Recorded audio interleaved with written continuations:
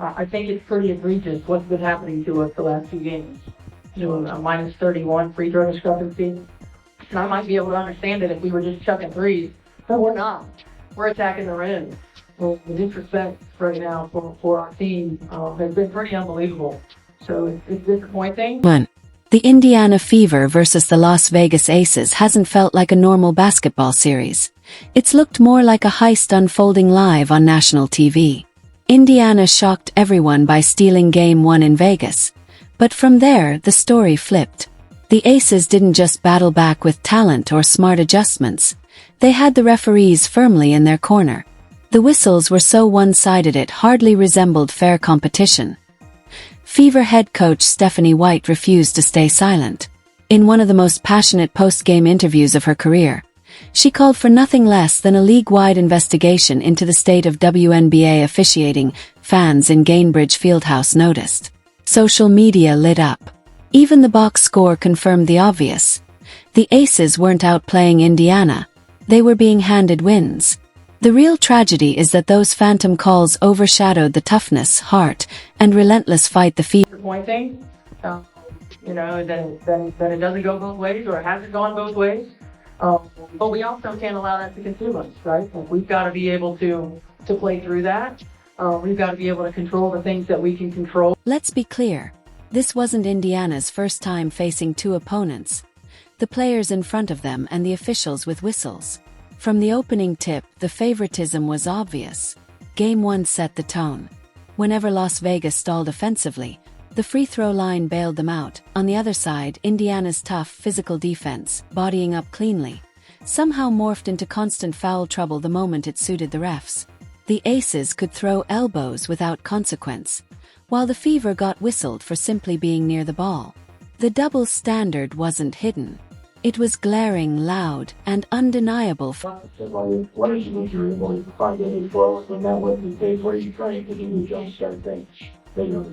hard for us to find flow when there's a foul call every 10 seconds. I mean, it just really is.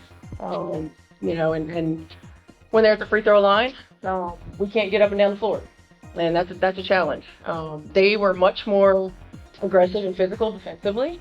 And we didn't counter that with our off-ball actions or with our back cuts. So they took us out of our comfort zone. I mean, offense is about rhythm, it's about timing, it's about spacing. We allowed them to do that, and they kept us from doing it. By Game 2, it was impossible to ignore. The whistles weren't just part of the game. They controlled it, yanking Indiana out of rhythm again and again. By Game 3, the bias had grown into a wall the Fever couldn't climb. The clearest symbol came in the third quarter. Aaliyah Boston, Indiana's anchor, contested a foul call on Jackie Young. Stephanie White immediately signaled for a review. The bench stood ready, and fans waited. The officials. They acted like nothing happened, flat out refusing to acknowledge it. Seconds later, Chelsea Gray buried a three, flipping momentum. Asia Wilson is 1 for 12 as a foul is called on Boston, and that will be number 2 on Aaliyah Boston. You saw Indiana picking up full court pressure defensively, and if you're Aaliyah Boston, that's the one spot on the floor you do not want to get a foul call. And Stephanie White is trying to challenge it. It did not call the timeout in time. Gray in the corner. What had been a hard-earned Indiana lead was stripped away, not by Vegas's execution, but by a call the officials refused to even review. The Gainbridge crowd exploded in disbelief, cheers turning into boos and raw frustration. Within minutes, clips of the sequence flooded social media, with fans and analysts pointing to that moment as undeniable proof of rigging. The breakdowns exposed more than a single missed review. They highlighted a consistent pattern of Aces flops, elbows, and cheap shots that some... I thought it was egregious, honestly. I mean, I thought it was obvious. I felt like AB got one, have one, going to the rim. They're in rotation. And then Lexi, I felt like equally, we talk about, coming into the pass, and it was an offensive player variance and defensive player can have. That's when it stopped feeling like oversight and started looking like an agenda. Just watch the tape. Wilson barreled through Boston with her shoulders lowered like a fullback, and play continued without a sound. Indiana defenders were knocked to the floor, yet silence. Meanwhile, if a Fever player so much as grazed a jersey, the whistle shrieked like they'd committed a crime. This wasn't Vegas outplaying Indiana. It was referees supplying lifelines until the Lexi, you have drawn the most offensive foul in the W this year, including the playoff. How are you able to do that? I'm just trying to defend as hard as I can, and there's only certain screens you're allowed to set, so just trying to trail them, and that's all I can really say. But this is where Indiana showed what set them apart. Lesser teams would have cracked under the weight, heads down, grumbling about unfair whistles, and folding when it mattered most. Not the Fever, their symbol of defiance. None other than Lexi Hull.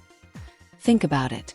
How often does a player who wasn't even expected to see much action nearly flip the script of an entire playoff game? That's exactly what Hull did. Battling through a painful back injury from Game 1, she was listed as questionable every night.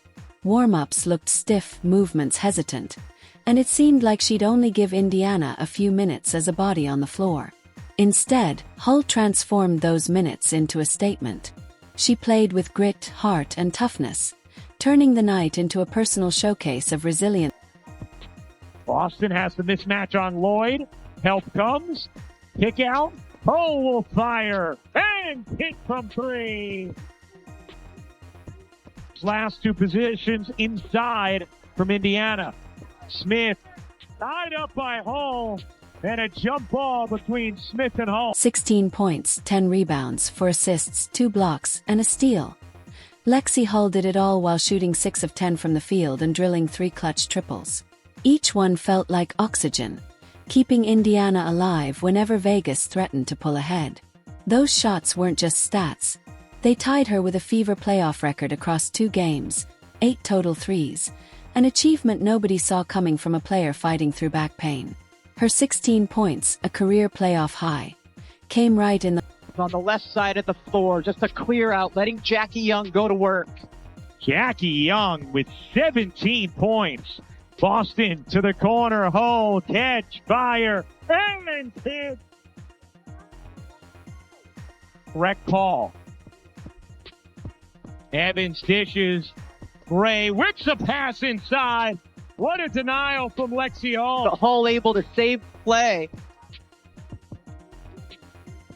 12-point game, a little under 2.5 to go. Hull hits Indiana's first field goal of the quarter. What made Hull's performance extraordinary wasn't just the numbers. It was how she earned them. Every possession was a battle. Loose balls turned into collisions, rebounds into wrestling matches. Yet she refused to yield. Cameras caught her grimacing in pain more than once, but she kept boxing out players bigger, stronger, and far healthier. She threw herself to the floor for 50 to 50 balls, absorbed contact chasing rebounds, and still had the composure to bury threes on the other end. Each play wasn't just about scoring. It was a jolt of energy, pumping life back into the Fever when... Back to Hull, wide open 3. He's good.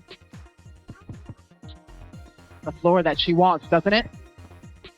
It does. Mitchell, connect. Here's Mitchell. Mitchell, one more. You bet. That's exactly why fans rallied behind her. Gainbridge knew what they were seeing. A warrior pushing through pain because her team needed her. Every rebound, every shot pulled the crowd back to life. Even when the whistles tried to smother the energy, Hull's relentless effort became the beating heart. Offensive foul, practically a football check, and the Aces score. So now the Aces cut it to 2, and then A'ja Wilson sets an illegal screen, and they tie things up. And then Lexi Hull gets called for a foul for doing nothing, when they just had 2 illegal screens they didn't call. All right, so this is fair. Same thing happens on the other side, but they don't call a foul for Kelsey Mitchell. So Aaliyah Boston gets called for this foul for getting her arm grabbed, but Stephanie White can't challenge. They won't let her. That's the second time this game they didn't let her have her challenge. And then A'ja Wilson starts acting like a big baby. And that's what made the night sting even more. On the very night Lexi Hull delivered the best playoff performance of her career, the conversation wasn't about her. It wasn't about the 16 points she scored or the 10 gritty rebounds she fought through pain to grab. Instead, the focus was on referees tilting the game. The spotlight that should have celebrated her courage and resilience was stolen by controversy. Anyway, maybe that's the perfect metaphor for the Fever themselves. Underdogs constantly underestimated, shoved aside, and overlooked, yet still standing tall. Put it in perspective. On one side, Hull was dragging her body through pain, giving every ounce of herself for her teammates. On the other, you had Aaliyah Wilson, the supposed MVP of the league, disappearing when it mattered most, propped up only by whistles that gifted her chances Indiana never received. That contrast tells the entire story. One team earning everything with sweat and sacrifice, the other carried by officials seemingly more invested in protecting the Aces brand than honoring the Fever's fight. And then here we go. She gets foul called with a 3-point game for, I don't know why they called that foul, but it's the third quarter and they want them to win. So here we go. Aces up by 3. They call another foul for Aaliyah Wilson that isn't a foul. All right, so then they call another foul on the Fever that isn't a foul.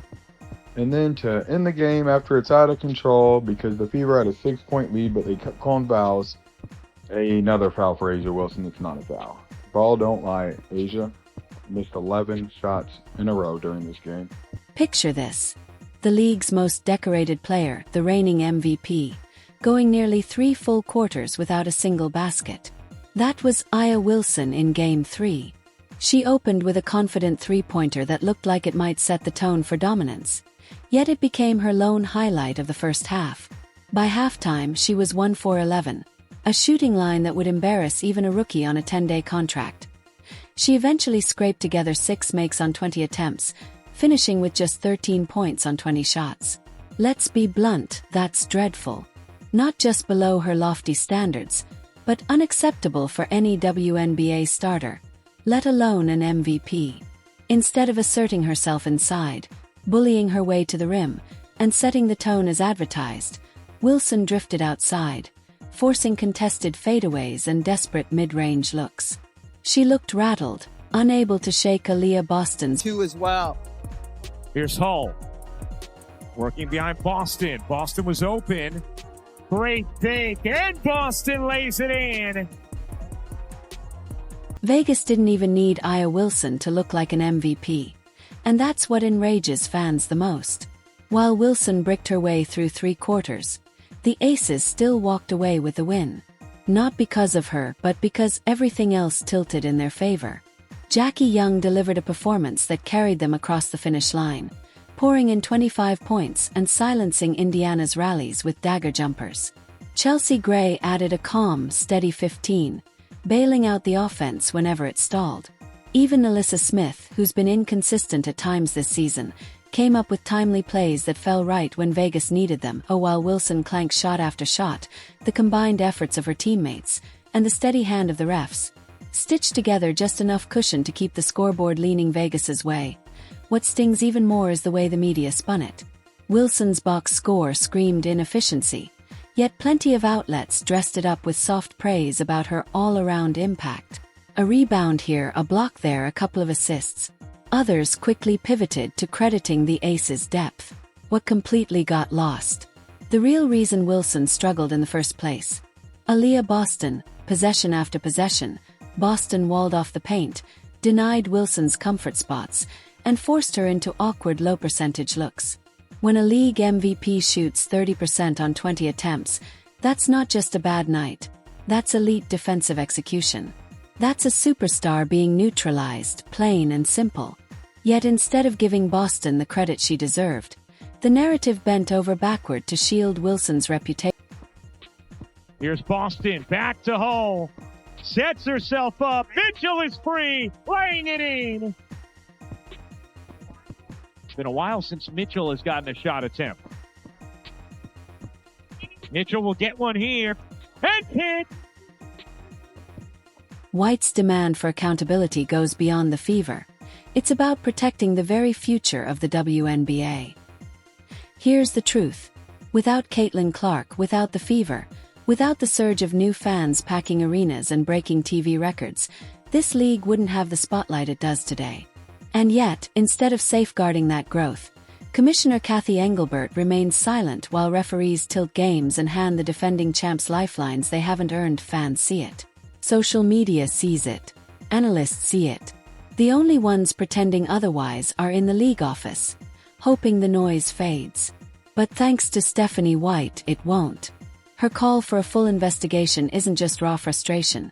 It's the first real demand for accountability from someone inside the machine. If Engelbert ignores it, the message to fans is crystal clear. The league doesn't care about fairness, only about protecting its chosen brands. That's why White's words matter so much. They've already shifted the spotlight back onto the corrupt officiating that's dragging the league down. And if there's any justice left in basketball, her statement will be the spark that finally forces the WNBA to confront its dirtiest secret. Let us know in the comments if you believe the league will actually clean this up. Don't forget to like, subscribe, and turn on notifications so you never miss a breakdown. And click the video on your screen. We'll see you in the next one.